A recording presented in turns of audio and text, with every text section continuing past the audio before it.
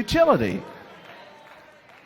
And so what he's saying is, don't be anxious. Stop being, what do I do? But in everything, by prayer and supplication with thanksgiving, let your requests be made known to God. Now, I don't mean to get so granular here. Hang in there with me. But he says, but in everything by prayer, the word translated prayer there, it's a word that implies stepping into the presence of someone else to get what you really need.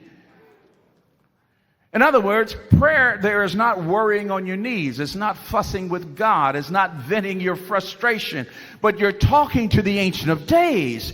You take what is worrying you. You take what is threatening you. You take what all the concerns is on your heart. And you're going to someone who can do something about it. I sought the Lord, and He heard, and He answered. By prayer. And notice, he gets very specific, and supplication. What does the word supplicate mean? The word supplicate implies intense, focused, serious desire. In other words, how serious are you? How serious are you when you pray? Do you really want God to do this? How intense are you? Or have you been so conditioned by frustration and defeat and letdown and this kind of thing that you're praying self-protective prayers and you really don't know or believe that God's going to answer? He that comes to him must believe that he is, and a rewarder of those who diligently seek him. Then he says, with thanksgiving. Thanksgiving there has to do with the element of praise, but faith. I believe God's going to do this. And now the promise. And the peace of God that goes beyond all human comprehension. Again, in the Greek text, it's really kind of funny because literally, you know what it says? And the peace of God, then it says, don't even think about it. You can't even fathom it. The peace of God contradicts your condition. You ought to be cussing, you ought to be frustrated, you ought to have twitches, you ought to be irritable, and yet you've chosen not to be anxious. You've chosen to take it into the presence of God. You've been focused and sincere about what you're asking him to do. And quite frankly, you're believing him to do it. So what takes place now? And the peace of God comes after that. And the peace of God that goes beyond human comprehension shall guard your hearts, meaning it will protect you emotionally, and guard your minds. You'll be able to think clearly. People who know your situation, you ought to be losing your mind. But you're focused, you're not distracted, you seem to be sleeping well, and you're getting along. What in the world? No, you ain't crazy. God's carrying you. My young...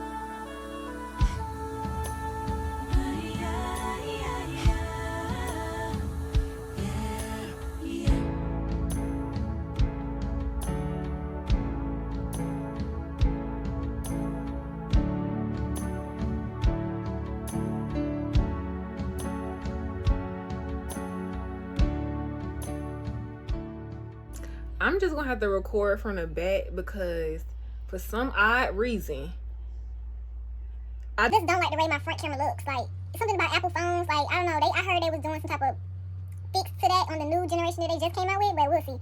Anyway, I'm on my way to go meet up with a client. But y'all, I came on here to talk about my thinking process, how I think about things and analyze things. Every time I think about something, whether it's important, little, small, it's like if I do not act on it, if I don't act on that thought in that midst of the moment, I will forget about it. Like, I will forget about it. It's like as if I'm pregnant or something. Like, I don't know. I forget about it. But, like, literally, God has to put something in my brain to be like, oh, yeah, that's what I was supposed to be doing. But if he don't do that, I will forget about some shit. And it will slip my mind. I wonder if any of y'all have ever dealt with that before. Let me know in the comments. Okay.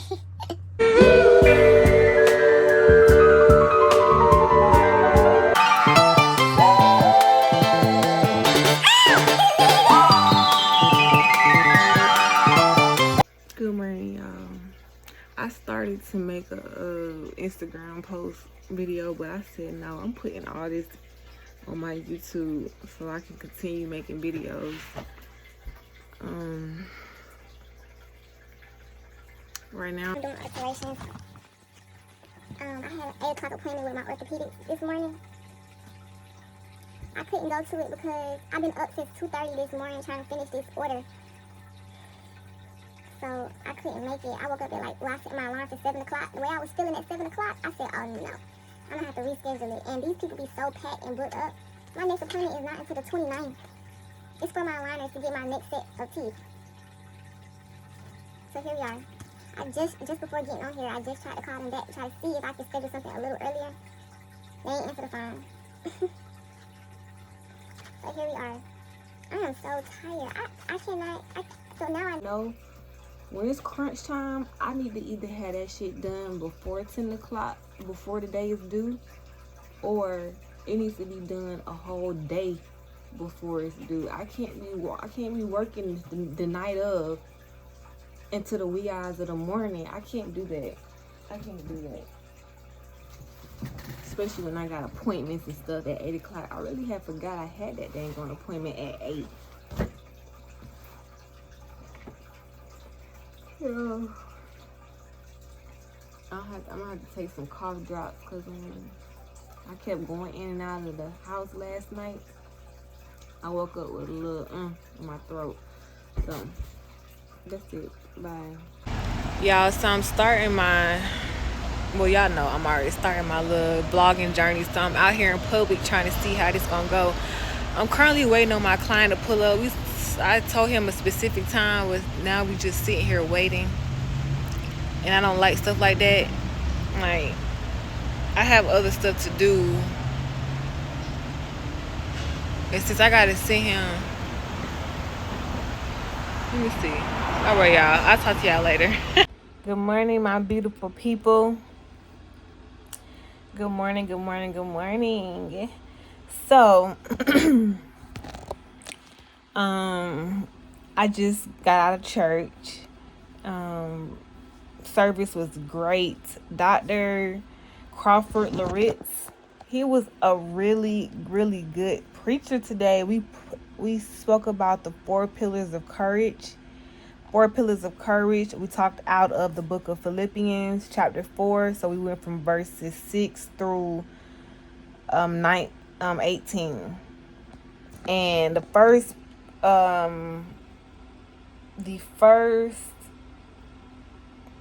pillar is prayer.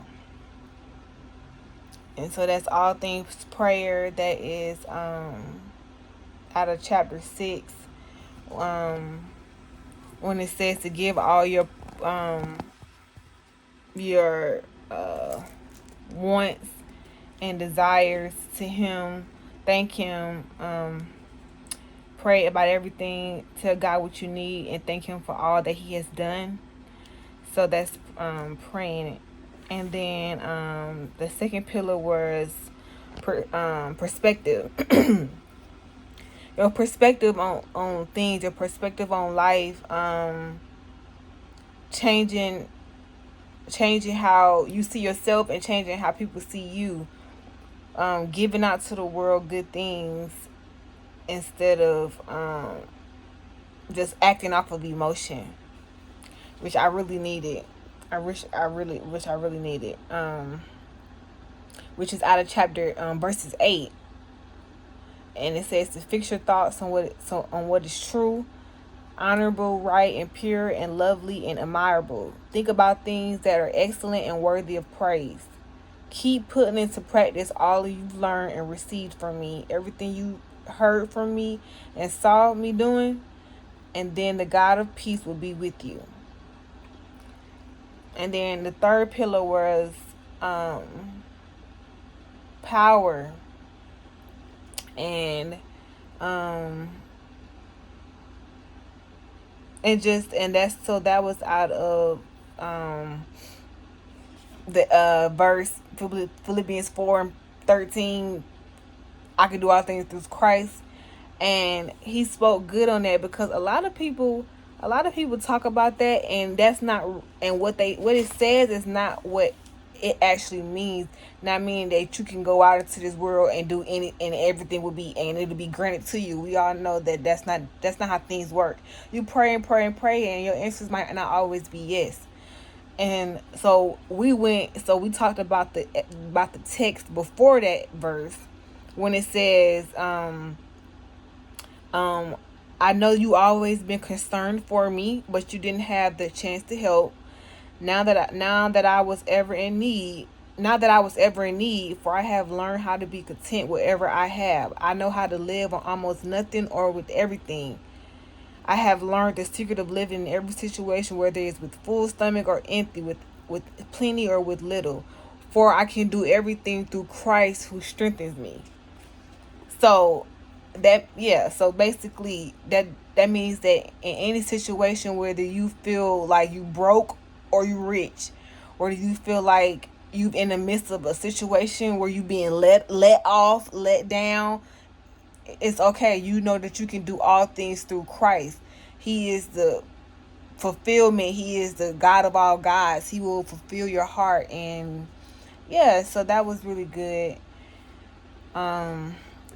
To give me a better explanation, because a lot of people have that, but I don't know if they really understand that meaning of what that verse means. All things through Christ who strengthens me. He gives me strength to get through any situation that I'm ever dealing with. And I wrote down in my notes, he said that if he allows it to happen to you, it won't destroy you. God is an intentional God, and if he allowed it to happen, he allowed it to happen for a reason, and it will not destroy you. It will not destroy you. And then the last pillar is provision, and that is out of verse 19. And it says, and this same God who takes care of me will supply all of your needs from his glorious riches, which have been given to us in Christ Jesus. And so so just him supplying all of his needs to you in any situation, knowing that you are taken care of, knowing that he would never leave you or forsake you.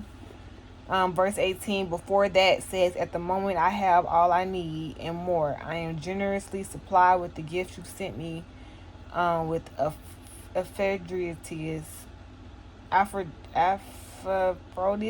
I don't know that word. They are a sweet smelling sacrifice that is acceptable and pleasing to God. And I'm reading out of the New Living Testament. And he will basically take care of you. So it was really, really good, because it was stuff that I needed to hear in the midst of everything I'm going on. And I feel like I'm so glad that I kept things the way it is on this channel, because it's allowing you guys to see God's work through me, his faithfulness through me, my faithfulness to him, despite everything that I am going through right now. And I'm just so grateful. I'm so grateful. I always thank God for everything he's done. I always do it for things I haven't seen or things that is to come. That I have seen and things to come. So yes, guys, this might be the end of this vlog, because I kind of just want to put something out there. I've been listening to Open Heaven yesterday by Miranda Curtis. I love that song. I'm gonna try to see if I can get it on here. And I hope you guys have a great week. It's Sunday, October 19th, 2025. And yes, I'll see you guys next video.